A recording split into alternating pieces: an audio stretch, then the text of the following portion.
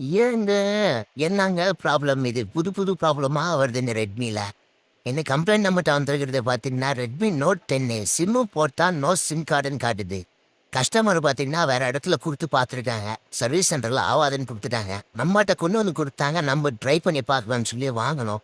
வாங்கி பார்த்தீங்கன்னா, நம்ம செக் பண்ணதில நம்மளுக்கும் சேம் அதே ப்ராப்ளமா தாங்க இருந்துச்சு. சிம்மு போட்டா சிம் எடுக்க மாட்டேங்குது. உள்ள காட்டவே மாட்டேன்து.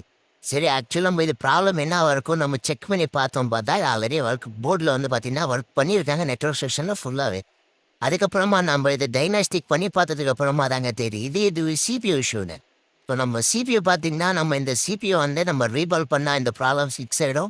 அது பார்த்தீங்கன்னா, நம்ம இப்ப அந்த சிபியூ அதுலேருந்து நம்ம கழட்டி, அந்த சிபியூ வந்து நம்ம ரீபால் பண்ண போறோம்.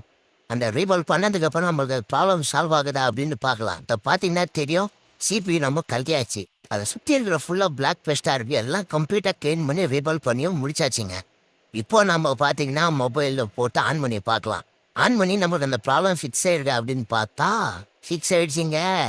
பார்த்தீங்கன்னா தெரியும் நம்ம அந்த ப்ராப்ளம ஃபிக்ஸ் பண்ணிட்டோம். ஏன்னா இந்த மாரி ரெட்மில மட்டும் தான் புது புது ப்ராப்ளமா வருங்க.